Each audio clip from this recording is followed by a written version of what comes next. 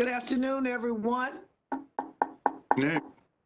We are now bringing the Community Development, Housing, and General Government Committee meeting to order on Tuesday, May 12th, 2020.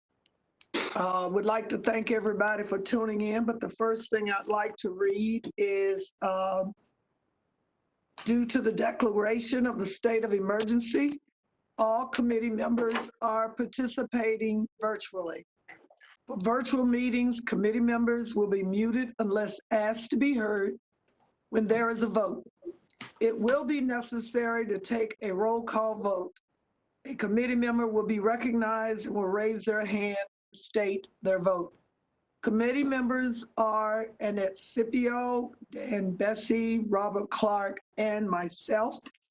And we do have some other committee members on, I think council members on.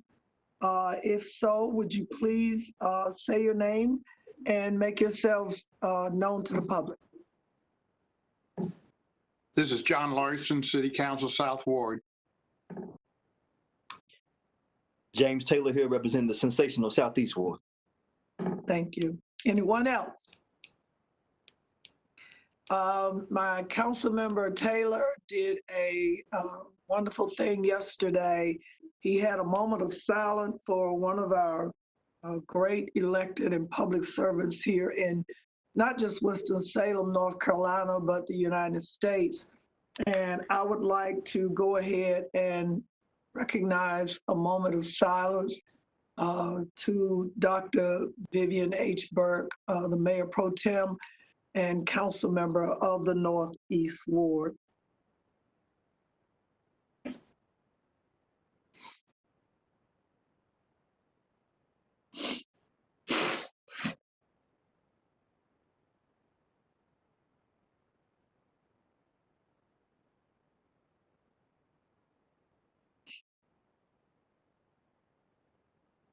Thank you. With the city secretaries, you know, we have a consent agenda and we also have a general agenda. A lot of the community development, housing, general government committee meeting was also on the finance committee meeting, and there was an item also on the public safety committee. I'm so glad that Councilmember Taylor is here that he can review that as we speak. Are there any consent items? We have 5 and we have 3 general agenda items. Are there any consent items that anyone would like to see pulled? C4. Councilmember Scipio has asked for C4. Could I have C1, please? And could I get a motion to accept the balance of the consent agenda?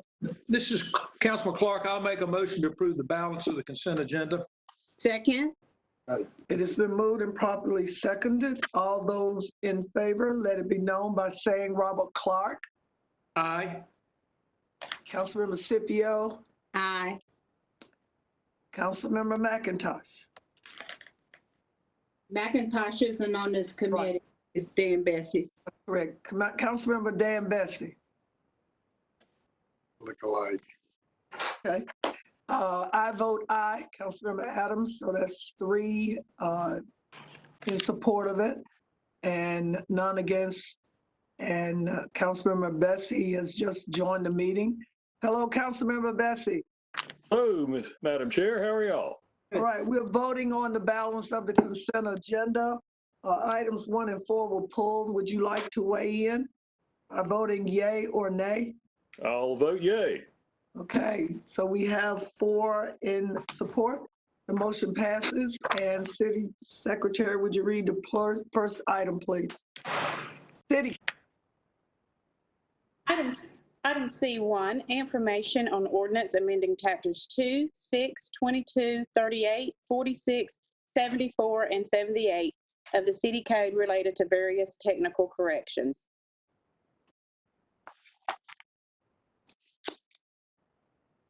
We lost Dee Dee. Yeah, I think we lost her. Dee Dee, you're on mute. There you are. I know, it went on it by itself. I noticed that yesterday with some of you. who's doing this? The city clerk or not the city clerk, Aaron or No. the city attorney? It's city attorney.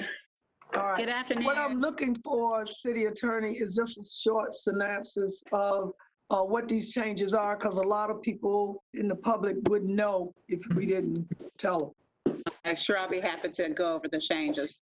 The first section incorporates into the city code a provision that was requested by the Human Rights Campaign, which is a civil rights organization that prohibits bullying of youth in city programs, services, and activities. We have a general provision which allows citizens, including youth, to file a complaint should they feel that they've been discriminated against or bullied.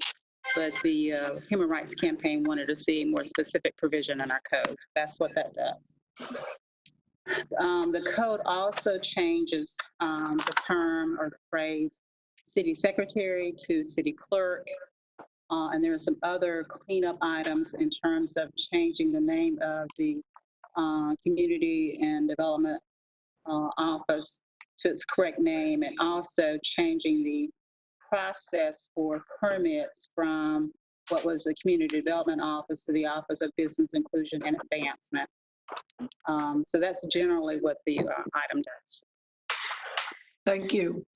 Just so everyone knows, the city secretary is no longer secretary, it's the city clerk. Well, That brings us in, coordination with all the other cities that have been that way. But it brings us into line with everyone else that is the city clerk, much like how we have the county clerk and those sorts of titles that their title now is the city clerk. Okay? Okay. Could I get a motion to Madam Chairman? accept? this is an information item this month. Oh, I'm sorry. Yes, Councilmember Larson. Could we get clarification on the matter of animal feces removal? What that item does, someone brought to our attention that the current code requires removal at a more frequent basis than our garbage collection cycle provides for. So it aligns the provision so that the feces removal coincides with our garbage collections. This is at the park containers, things like that at public parks. It's on your property, the private property, as well as public property. Okay. So we only got to clean it up once a week? I mean, technically, you should clean it up more frequently than that, but in terms of removing it and disposing of it, it's pretty much in line with the garbage collection cycle. Okay. Thank you. Thank you. Next item, please. Item C4, resolution electing the 2020 inductees for the Winston-Salem Arts, Culture, and Entertainment Memorial Walk of Fame.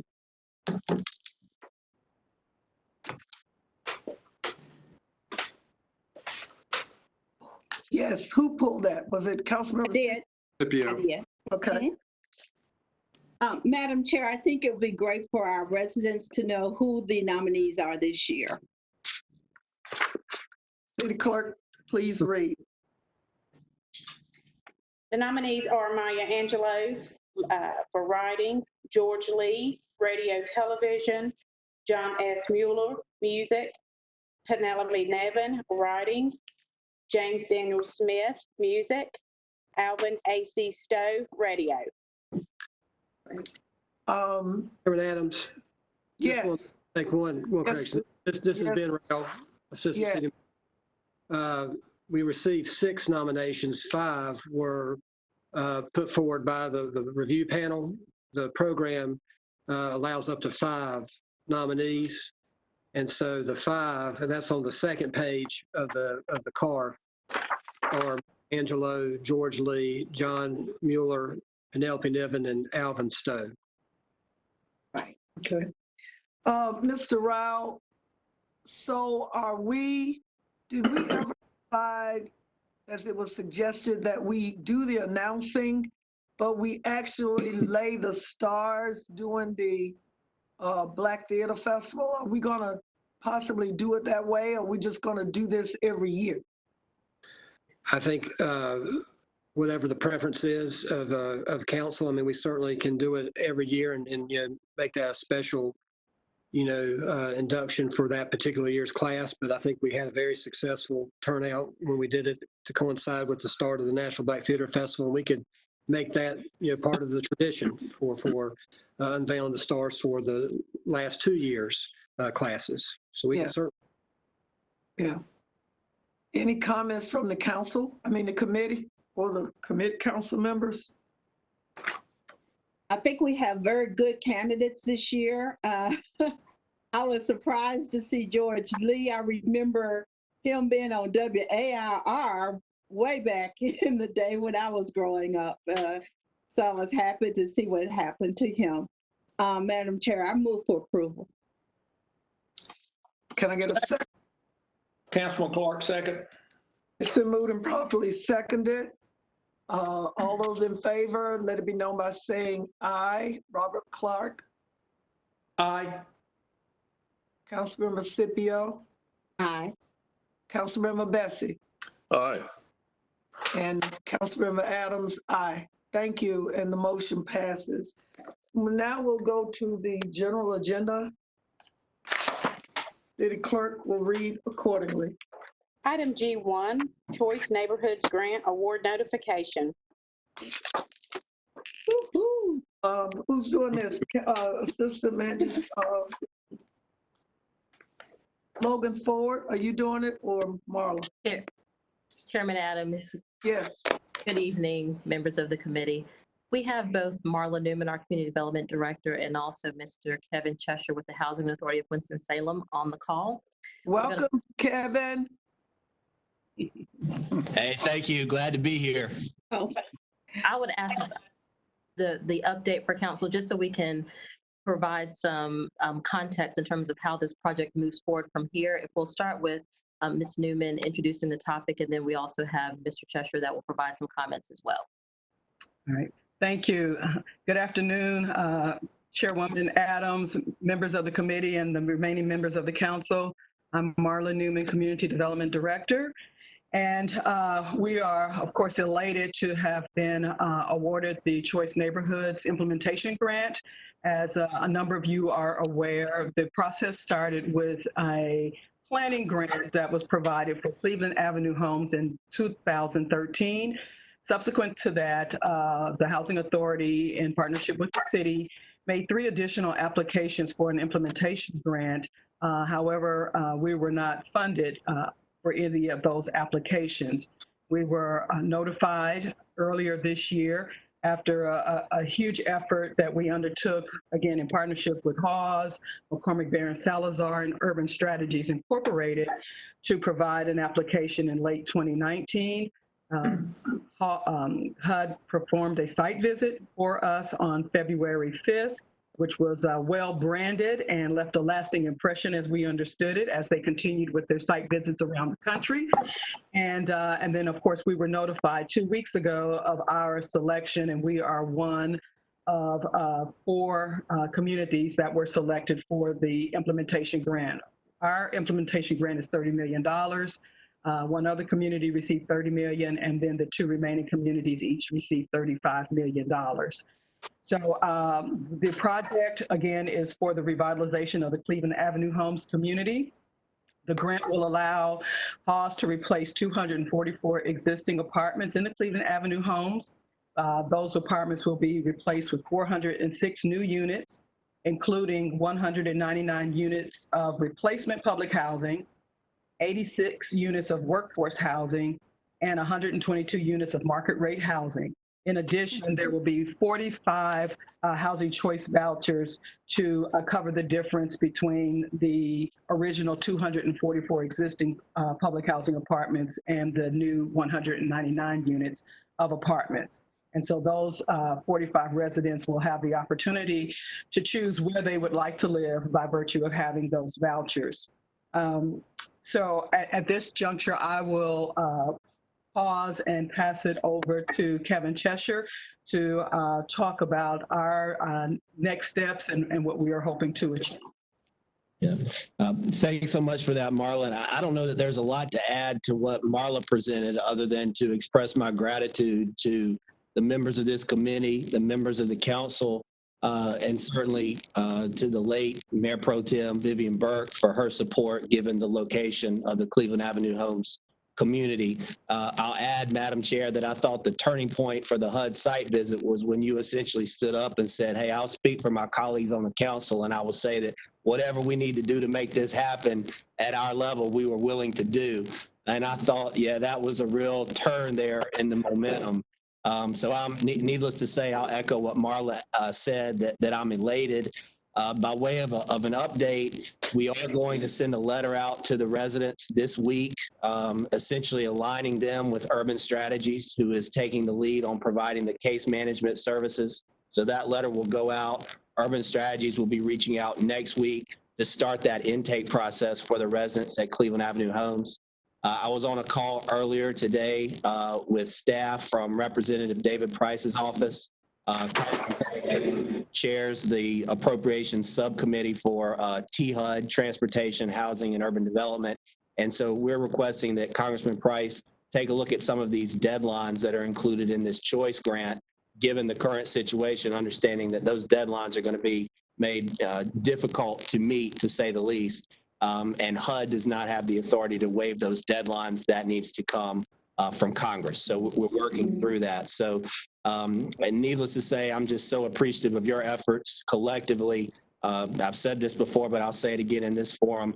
Tasha and Marla were an absolute pleasure to work with, and I continue to look forward to working with them. We're the dog that's caught the car now, so let's figure out what we do with it. Thank you, Mr. Dee Dee, Yes. first off, congratulations to everybody on this. This is a huge, game-changing project. My questions, comments, I think it would be nice at some point to send out to the council members just kind of a reminder, maps of the area and all that type of stuff. So we've only looked at this thing for the last 4 years, but just to kind of remind everybody. And I guess I have just a general question, comment on who's in charge of the overall management. I see in here that we're going to be hiring a project manager, I think. Yeah. So is that a city employee? Is that a housing authority? And just kind of who the different players are and what everybody's responsibility. So just kind of wrap all that up, I think a couple of pages of, so we kind of all know where we are and what we're up to. Kevin, I appreciate your comment on the dates. There's a lot of things that we put on paper that made sense before you were in a situation where you can't meet with anybody. So we can certainly, I think, work that through. But let's kind of get everybody up to speed, remind us what's going on, and get whoever we need to get hired, and let's move on with it. Yeah. Sounds great. Yeah. Any more comments from Ms. Logan Ford or Ms. Newman? You need a motion, or is this just Chairman? Information. Chairman? Yes, Councilmember Larson. Thank you. First of all, maybe the city manager, is this the largest grant we've ever received in the city that you're aware of? 30 million. I believe so. Well, you know, we're receiving it with Haas, but I don't remember any grant of $30 million before. It's a huge influx of funding for the city. It's absolutely terrific. And as I understand, we are providing some matching funds and matching activities that will help this area even further beyond the 30 million. So the schedule of those improvements, I assume the street improvements, sidewalks, lighting, variety of utilities, what have you. Do we have a schedule for that? Is that going to be next year, coming year? How does that integrated into the overall improvement to these housing units? Councilmember Larson, we'll have to develop the schedule for those infrastructure improvements. Typically, they'll go along with the new units that are coming online. There's a 6-year window that we have to implement this project, barring any additional extensions that we may get due to the current situation with the COVID-19 pandemic. It is an amazing and fabulous thing, and congratulations to the whole team that put it together. Is our match going to be approximately a 50% match or not? What percent? The funding that we've provided to the project comes through our CDBG dollars. Right, right. Committed $500,000 a year over 6 years. You're talking about $3 million investment that will come. 3 million. Yeah, that's so good. Yes, sir. Well, congratulations to all. Dee Dee, Thank you. congratulations to you. You brought it home. Good move, yeah. Ms. Newman, you got anything else you want to say? No, not at this time. Ms. Logan Ford touched on the amount of our initial commitment to the project, which is the $3 million. Of course, one note is that the city is lead on the neighborhood implementation phase. So we will start to have conversations about how we kick off implementation of that portion for which the city is the lead. And generally speaking, to the one question Councilmember Clark asked about who's doing the hiring and the project manager and so forth, that in large measure comes through Hawes as the owner of the site. So they will play the lead role in hiring a lot of staff. We may need some of our own capacity support as time goes by, but for starters, any hiring that takes place will be through Hawes. And will be on the ledger. Madam Chair. Yeah, I'd like to just report back to staff and to Kevin. This process has been going on for many, many years, and I've gotten calls from residents who were engaged over 10 years ago before Choice Neighborhoods came in, but about revitalizing that whole area. So I know you're going to be talking to residents who are directly impacted, but it would be great to make some type of public announcement of specifically where that money's going, because people see the whole targeted area, which goes all the way down to 3rd Street Innovation Quarters, and they're thinking that the money is going all the way over there and not just to Cleveland Avenue homes. So I think if we just clarify that the 30 million is exclusively for Cleveland Avenue homes, that would sort of keep away some of that confusion. Mr. Cheshire, you want to say anything? Thank you. And I just think that Councilmember Scipio's point is well taken. That's something that we saw throughout the planning process and the community engagement process. So we'll definitely keep that at the forefront of our mind as we kind of work on messaging and work on larger community engagement moving forward. Thank you all again. Yeah. Congratulations, Kevin. This process is going to be very important for us, not just for the city or the housing authority, but the community itself. Making sure, and Mr. Cheshire and his staff, and Ms. Logan Ford and Ms. Newman and the staff of the city and the council, we are very much aware how important communication is going to be as we move through the process of implementing this grant. How it is important that the community, the people that live in the community that's being impacted, that the stakeholders that are in the community, that the everyone has a place at the table, and not just a place, but a voice as to the process. And Mr. Cheshire and staff have been made aware of that we made some missteps along the way, maybe on our first 2 attempts. But right now, we're looking forward to making sure that we are just very successful, very inclusive, very engaged, diverse, and all of that, and that the citizens have a way of communicating their input to us on an ongoing basis, so as that we are not remiss in listening to them or having them at the table.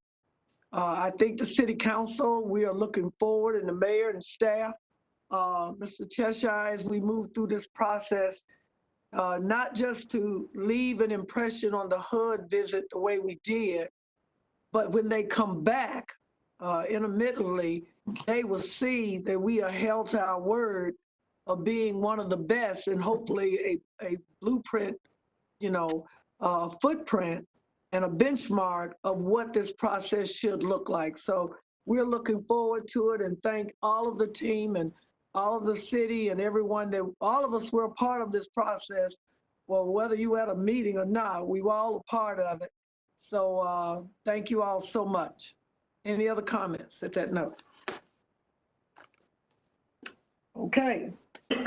City clerk, please read the next item, please.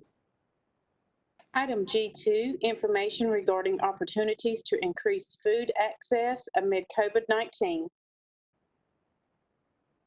Mr. Taylor, are you and Tiffany, Ms. Turner, going to respond to this one? Yes, ma'am. Good afternoon, Madam Chair Adams, other esteemed members of the committee and City Council. Tonight, Ms. Tiffany Turner will be presenting the information regarding some opportunities to increase our food access during this global pandemic and possibly afterwards. So I'll turn it over to Ms. Turner.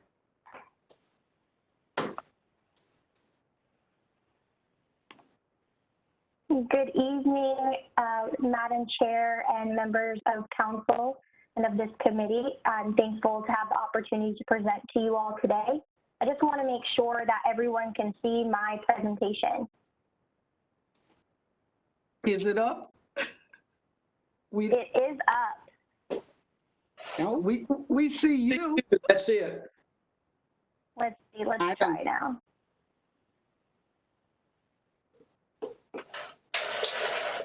There we go. Okay. Not yet. Yes. Yeah, you're up. Thank you, Meredith. All right. I'm looking forward to presenting to you all some opportunities that we have to increase food access amid COVID. There are some policy and programmatic changes that we have the chance to change with your leadership. If we can go to the next slide.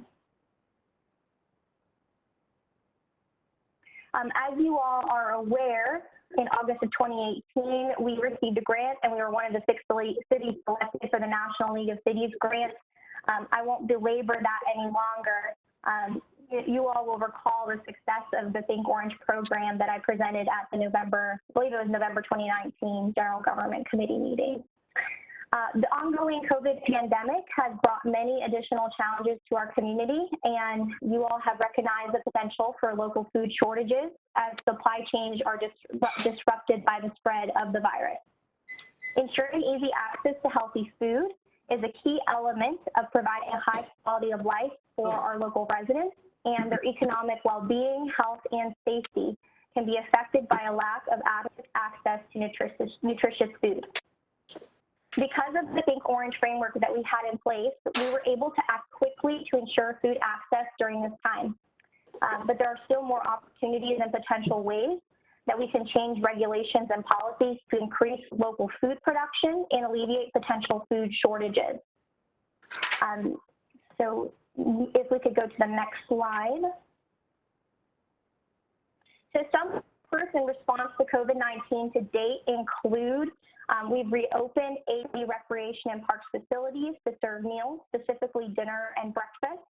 And those are from 5 to 7 p.m. on Mondays, Wednesdays, and Fridays. These sites were intended to complement the breakfast and lunch feeding program of the Winston-Salem Forsyth County Schools. And they are being provided in partnership with Second Harvest Food Bank and its Providence family of programs. The meals are for children age 18 and under, or under the age of 22 if with differing abilities. Meals on Monday, meals are provided for Monday and Tuesday. On Wednesday, they're provided for Wednesday and Thursday. And on Friday, they're provided for the weekend. We have served at this point over 19,833 meals from March 20th to today. We also engaged with Love Out Loud and the Ministers Conference and Vicinity to help establish 9 additional evening meal sites throughout the city to complement our sites and ensure coverage temporally and geographically in Winston-Salem. And we've updated the Think Orange webpage to contain up-to-date information regarding food access, opportunities in English and in Spanish. This is also linked to the city's main page for COVID-19 community resources, And we created a more comprehensive food resource map, which I will share with you in just a moment. But one of the last things that we've done is we've been hosting weekly Think Orange COVID-19 response calls. And these began before stay-at-home orders were put into effect with our task force and other stakeholders who weren't originally on the Think Orange task force to create ease of coordination and information sharing. And it's been pivotal in ensuring that we're filling the gap. Meredith, if you could go to the next slide. And it might be helpful if you allow me presenter access again so I can share with our council members the tool that we've developed.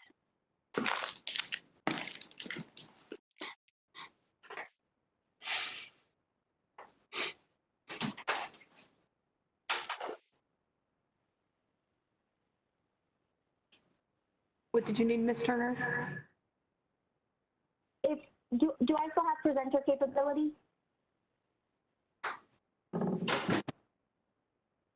I want to be able to share the tool we developed. All right. I believe you all can see this. So if you go to the thinkorangews.org or thinkorangews.com, both of these will work.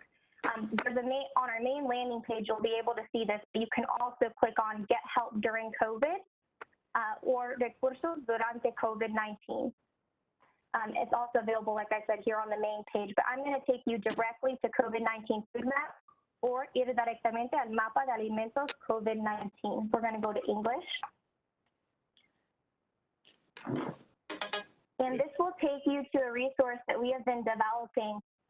This has a story map of food pantries, meal sites, the school system sites of breakfast and lunch, grocery stores. This includes stores that are a part of the Healthy Corner Store food network, which I believe is critically important. It also has farmers and farmers markets and who accepts SNAP EBT, which is especially important during this time. So you can scroll through this tool, or you can use the top panel to be able to search for information. Each of these tabs will allow you to see different options. So meal sites for children that you can specify down to adults, pantries, so on and so forth. Each data point will also allow you to see the location name, the address, what days are open, what times they are open, who the meals are available for. This one's a pantry, so it's for everyone. What paperwork is needed to be able to receive that meal or those food items, and a phone number to be able to contact them. You can also search for locations near you by clicking on the magnifying glass and typing in an address. So I believe this is going to be a really helpful tool throughout the COVID-19 pandemic, and as we phase out of this, as the governor instructs us to do, we will continuously change the hours of operation for these pantries and make sure that it's an up-to-date resource that folks can utilize. And like I said, that's also available in Spanish. Individuals can come here and go to the map as well.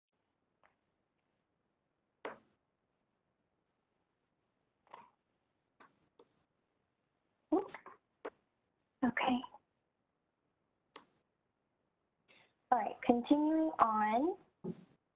There are several opportunities I'm going to go over now to change policy and programming. These are some of what I will cover.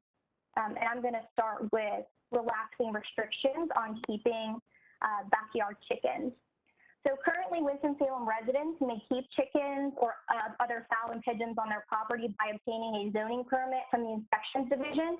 The hurdles that currently discourage applicants from seeking a permit for keeping chickens are the permit fee, scaled site plan, the notarized statement of adjacent property owner that's required, and perhaps even education or lack of awareness about how to keep chickens or the special use permit. If City Council wish to encourage additional residents to keep backyard chickens, the following changes could be made. From waiving the $100 permit cost if an applicant is in a designated food desert, and this is defined by the USDA as a low-income census tract where a substantial number or share of residents has low access to a supermarket or large grocery store. And you're probably wondering what a substantial number means. That means 33% of that census tract, or a minimum of 500 people. Another option would be to waive the $100 permit cost as a whole for this particular special use permit.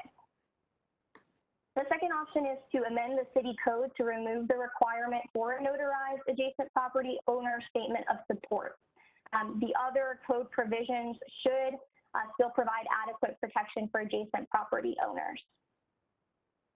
Another option is to assist property owners with submitting scaled site plans by creating templates and examples or tutorials that our residents can access online. We can also collaborate with the Forsyth County Cooperative Extension Office or another qualifying program to educate our residents, train them on how to apply for the permit or how to appropriately and hygienically keep chickens and care for their coops. We can market the opportunity in collaboration with the Marketing Communications Department, the Think Orange Task Force, and the Urban Food Policy Council. And I have coalesced all these items into something that if we wanted to, we could call the Community Coop Program, which is all of these items that I've summed up for you.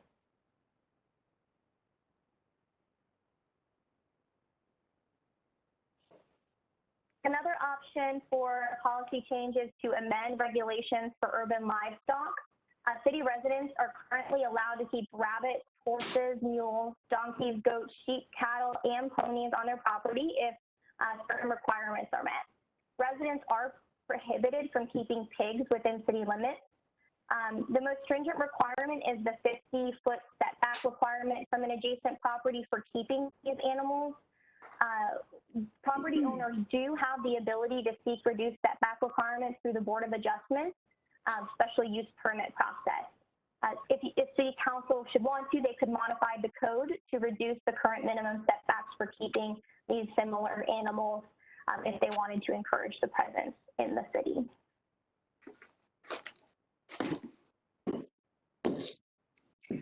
We can promote urban agriculture and edible landscaping. Currently, residential property owners have the ability to install gardens in their front, side, and or rear yards without any review or approval from the city. They can also plant fruit and nut trees, shrubs and herbs, no matter the zoning classification of the property. They are also permitted to sell produce grown on their property as an accessory use without obtaining permits or approvals. The city's UDO also allows urban agriculture to take place on vacant residential lots and lots within many non-residential zoning districts. And the current standards for urban agriculture are actually quite flexible, but if the council wished to promote agriculture in the city, could do several things. They could consider expanding the districts where urban agriculture use is allowed by right to include residential districts, office districts, and the neighborhood business districts. We could collaborate more closely with Forsyth County Cooperative Extension to promote their efforts. And we could also make brochures available that are already prepared about urban agriculture in city recreation and parks facilities and other city facilities.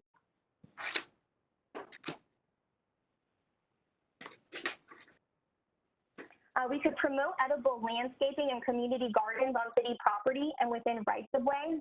The UDO does not specifically address community gardens beyond what I've mentioned in the report for you. As such, they're already allowed on city property. The UDO also does not regulate development within rights-of-way, but DOT landscaping visibility standards still do apply. If City Council wished to promote community gardens on city land on a large scale, several points should be considered and addressed. How will the gardens be managed and maintained? Will that be a neighborhood association, a church, a nonprofit? How will liability be addressed? Will the city be held liable for any incidents or accidents? Would the process be handled differently for park property than for vacant or non-residential property? And how will competing uses for city-owned property be prioritized? So a property that might be ideal for a community garden may also be ideal for affordable housing. Some cities, like several in Athens County, Ohio, are adopting 1 or 2 city-owned community gardens where the city is mostly managing it, but gardeners can sign up for their own plots The only caveat is that the gardeners have to commit to donating 10 to 20% of their produce to food access programs. Regarding planting fruit and nut trees within rights-of-way, City Council should consider ongoing maintenance, potential nuisance issues, slip and trip hazards, and the possible presence of rotting fruit that could lead to pests. The growing conditions necessary for fruit trees may or may not also be available in all of the city's rights-of-way. If City Council did wish to move forward with a program for planting fruit trees, we have several options, and they should be discussed with DOT and vegetation management. Another option could be for City Council to recommend that fruit and nut trees be used to satisfy UDO planting requirements, or that they be implemented during the annual Community Roots Day event. So having a certain number of those trees be fruit or nut trees.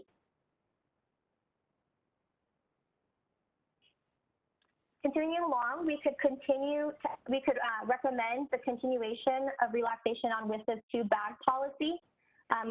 Currently, they're allowing folks to bring on more than 2 bags. Typically, our passengers can only bring 2 bags with them, and a purse would also consider as a bag. This is for safety. Of course, we want the Winston-Salem Transit Authority to provide a safe service to our city's residents, but also can make it more challenging for residents to use public transportation as a way to get to food.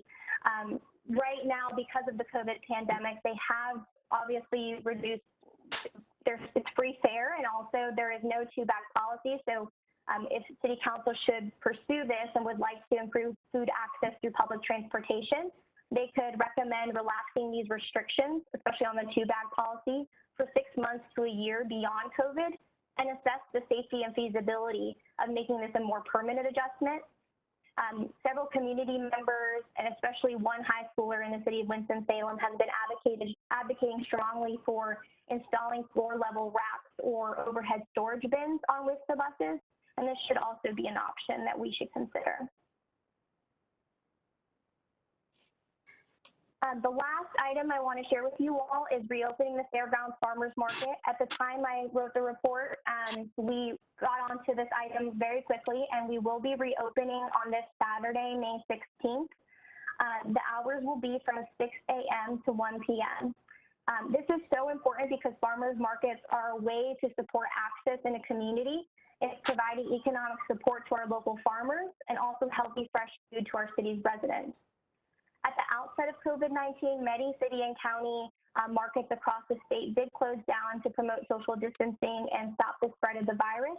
But on May 2nd, we started to see many city and county farmers markets reopen across the state. So we've been working together with Mr. Rao, with the Fairgrounds Farmers Market, Mr. Taylor, Mr. Ed McNeil, and have established this date. It is operating under normal operation hours. It will be held outside of the farmers market building, just to ensure that we have more of an open air environment, and we will have the booths, the vendor booths, separated pretty far between each other. We will have signage for entrance and exit of vehicles, and also for foot traffic. We will only have right turns, and we're going to encourage and enforce social distancing as needed. Face masks will be required in the vendor area by our vendors, by our employees, by folks who come to shop. And I'm really excited that we're opening back up, especially because we are going to be accepting SNAP EBT. That's something that our Fairgrounds Farmers Market normally does. And so this is going to be another way that our city's residents can access food. And I would even say in a safer way than going to a grocery store. So Chair Adams, Madam Chair, council members, I don't know if you all have any questions for me. I'm happy to answer them.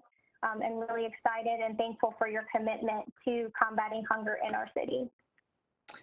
Thank you so much, Ms. Turner. Thank you, Mr. Taylor. Thank you, Mr. King, and everybody that worked on this. I know that, March, when this virus hit, and I asked you guys to look into some of our ordinances or policies that could possibly affect the lives of our citizens during this virus. And I said that I thought that food was the number one thing for me. And I appreciate all the work you guys put into this, my comments and suggestions. The one thing I'll ask, and then I'll turn it over to the committee and the council members, whether they have any questions. When it comes to the farmer's market, you know, I said that would be important for us to open back up, even if we had to go outdoors, whether it was back where we go when the fair comes to town or whatever. But you're saying the parking lot, are you talking about the parking lot on the front side of 27? That 27, yeah. Or the back side closer to the clock tower stuff? Mr. Rao, do you want to comment? Yes, ma'am. Chairman Adams, so it's the parking lot that's in front of the farmer's market building off of 27th. So that will still be used. And then people will be directed to walk one way out of that parking lot through the vendor area, which will be right adjacent to the parking lot. So it's going to be like just one circular path that they can take to leave the parking lot, walk through the vendor area, and then return to their vehicles. Okay. All right. Madam Chair, if I can also point out, the Winston-Salem Fairgrounds Farmers Market has just released an image for the public to be able to see a map. They released it several hours ago, but after I submitted my presentation, but I'd be happy to send that to you as well so you can view the layout. And send it to all of the council members in case they want to post to their social media so people will know that the farmers market is opening back up on Saturday. I think a lot of people will be pleased and surprised. Again, this is all about food excess, my peers. It's about the urban agriculture policies we have. It's about opening up the access to food. No better time than now to try some of these changes, because our supply chain when it comes to food and nutrition has been compromised. And we're seeing production plants shut down, suppliers not being able to reach their destinations. We're seeing shortages of protein right now, but there's also coming to us like a tsunami, the possibility that we could see the same effect with produce when it comes to the food that we receive from California, Mexico, and other places to supply our needs. I'm also glad to see the chicken coop idea that we're trying to launch. Again, all of this is for information. We're looking for your feedback, but we can thank Molly Light and some of us that the council that voted to allow citizens to have 5 chickens. There aren't supposed to be any roosters, but we know people have them, but you're only supposed to have 5 chickens. So that has been a big help so far as supplying eggs and protein. The 2-bag policy, I got a phone call from a student and emails that asked me, would it be great if they pursued this? And I told her yes. As a matter of fact, the governor has given her an award for a volunteer for even going the distance on this. We knew that was something that possibly need to be looked into. And again, because of this virus, we've been able to prototype launch relaxing the 2-bag policy on our transportation. And we'll be looking for data and input from WISTA on how that goes later on. I'm going to shut up now because everybody can see I'm excited about this. So council members and committee, do you have any questions or input? Dee Dee, I do. This is Robert. Question and a comment. The old farmer's market at the fairgrounds, is this still active? That's it. The farmer's market building?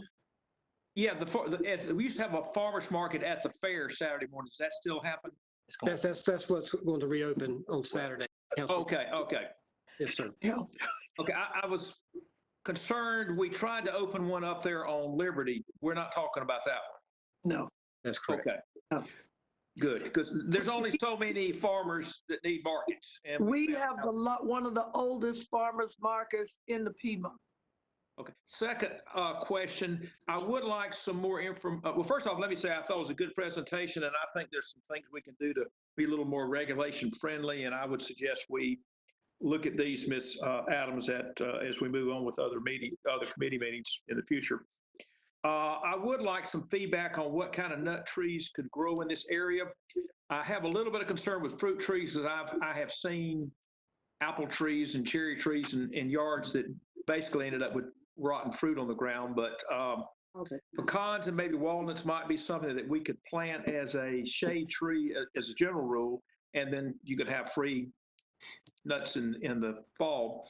But I don't know what will grow in this climate. I always think of peanuts as more of a hot weather Georgia type tree. But anyway, just some feedback on that. And while you're at it, if you're eating fruit trees that would make sense in our climate would be of interest too. Thank you. Any other comments?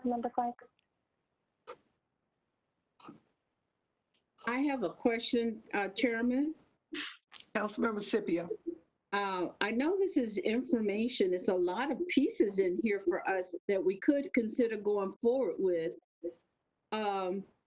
What are we going to just take this to the council at the next meeting for just information? Are we going to stay here in the committee and sort of work through what option might seem most feasible for us to implement? What is the game plan? Ms. Turner, Mr. Taylor, I'm gonna let you talk about that. But right now, we wanted just to make sure that all of you were aware of where we're trying to go with this. But Ms. Turner, please. Well, I would say, Madam Chair, that I'm relying on the leadership of you all and of the city manager's office to let me know what's most important to you. And I will compile as much information as possible to make whatever you all want possible in our city. There are, it is a great deal of things that we can do to improve food access, and we'll need to prioritize these. I'm happy to kind of give input into what I think the most important ones would be amid COVID, but I do think that, most of these are things we should be looking to even over time. Mr. Taylor, I don't know if you have anything to add to that. I just want to echo what Ms. Turner has said.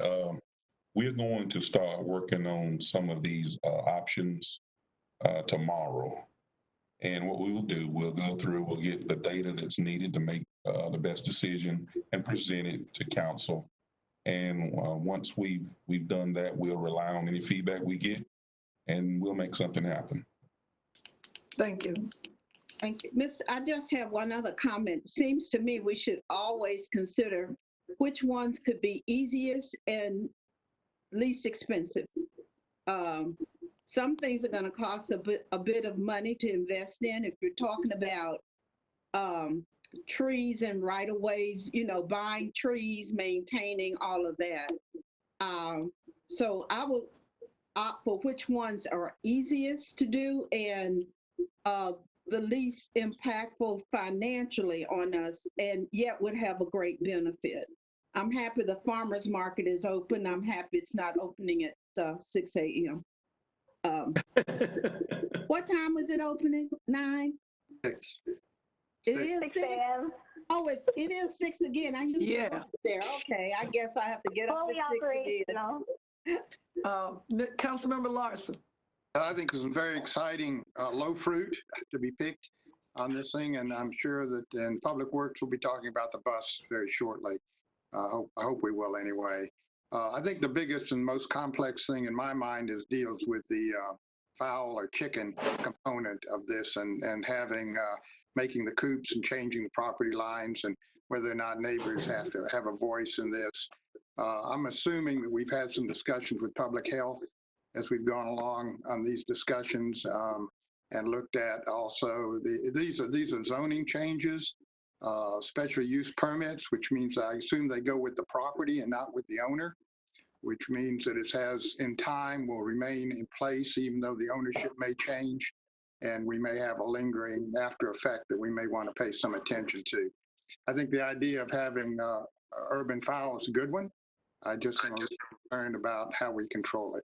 So I would like to spend a little bit more time looking at that. But what our current ordinance allows, I know we've got a limit of 5, you said, which is reasonable. I want to make sure that slaughtering is not involved in this chicken yard, that there's nothing that allows the killing of chickens for food as part of this menu. So a few minor details like that. No, Considering. Well, chicken. Councilmember Larson, Yes, ma'am. again, when this ordinance was implemented a few years ago, it went through committee. It was in committee a very long time because, you know, the world was changing, and it's always changing in urban settings particularly, that people began to talk about food disparity more than they ever had about 5 or 6 years ago. And again, Councilmember Light, Molly Light, and I are chicken fans, not just because they're great birds, but because we understand whether you live when parts of Winston-Salem was more rural than it is now, that got annexed and became city. And families were able to provide for their families with eggs and chicken. You always knew you had that. And the ordinance presently does allow you to have 5 chickens, no rooster, but you're allowed to harvest the eggs, but you're also allowed to slaughter the chickens for meat if you feel like it. We're not saying you do it outside your home, but you do it inside your home within the privacy so that neighbors and others are subjected to it. What we've done is we have benchmarked other cities, urban cities in North Carolina and other places as to how they were able to transition to a more food accessible urban center. Whether it's Winston has come a long way. Most of the things that Ms. Turner and Mr. Taylor presented have been changed under the watch of the council in the past 5 years or less. So what we're doing is, are we pushing the envelope? Maybe. But I think if we take our case to the citizens who are more affected by all of this, what's going on, particularly with COVID, and people not just now having food deserts, but actually no food in the desert, period, not minimum amount. I think it leaves the conversation for the council to continue to talk about how we can be, as you said, more regulation friendly and make our city more accessible to resources. The opening of the farmers market was one of the first things I asked, to stay on the lookout. When might we be able to open our farmers market based on what other cities were doing? Because a lot of people we don't have grocery stores in that part of the city anyway. So that was going to be very important. Councilmember Scipio. Madam Chair? Councilmember Bessie. Yes, thanks. I was just going to say that most of the proposed changes seem to be good to me. I will push back just a bit on the proposal to waive the neighbor approval for the coops.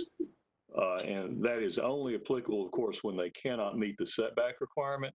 And that was a key element of the compromise that was adopted by committee and the council at that time, because you have a number of the older urban neighborhoods, not ones that have been recently brought in by annexation, but ones that have been established as city neighborhoods for a long time, where there can be a great deal of friction between neighbors when you don't have a setback requirement for the urban chickens. And so the compromise that was adopted at that time to address that was to permit them anywhere that you could meet the setbacks. If you couldn't meet the setbacks and you could get the checkoff from your neighbors who would otherwise be closer than allowed by the setbacks, then you could still do it. So that was a key element of the compromise, and I would urge that we not be hasty in trying to dive back into those weeds. Everything else looked good to me. Thank you. Any other comments?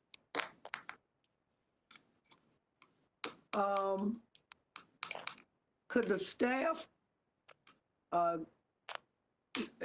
guess, if it's not on the laptop, email this presentation to the council members? And like you said, certain things point out, like the setback. Right now, it's what, 100 feet? 100 feet from the property line Right. for the chickens, and you can get a waiver on Right, that from from the your neighbors. neighbor if it's less than that, true. Something else I wanted them to mention, I can't remember what it is, but anyway, we'll keep you guys posted on this. Dee Dee, the presentation's in our packet electronically. Oh, okay, because I'm only looking at the book. Okay, thanks. Yeah, you can't do both. I happen to have an extra iPad in my. But we would appreciate any comments you could get back or email to Ms. Turner or Mr. Taylor and myself about this. We'd appreciate it much. Any other comments? If not, Madam City Clerk, we can move on to the next agenda item. And again, thank you all staff for putting this together. Item G3, information on proposed Housing Justice Act. What I'm going to do is, thank you very much, is this item was also on Public Safety Committee. Yesterday, I'm going to ask the attorney to speak first, and then I'm going to ask Councilmember Taylor to please follow her as well. Thank you, Madam Chair. This item is an information-only item, and the Housing Justice Act has 3 components, 2 of which prohibit discrimination. The first component prohibits discrimination based upon a applicant, tenant, or occupant's criminal history. The second component prohibits discrimination based upon source of income, for example, a housing voucher or SSI. And those are just examples. The third component basically increases the current affordable housing requirement for housing or residential properties using city funds. The current requirement is 10%, and this increases it from 10% to 20%. That's a general overview, and I'd like to turn it over to Councilmember Taylor. Thank you, Madam Attorney. I will probably repeat some of the things that you said, but as many of you are aware, unemployment rates have reached Great Depression levels in America, and COVID-19 has certainly increased our need to be creative on how we can provide quality, affordable housing for the people in our community.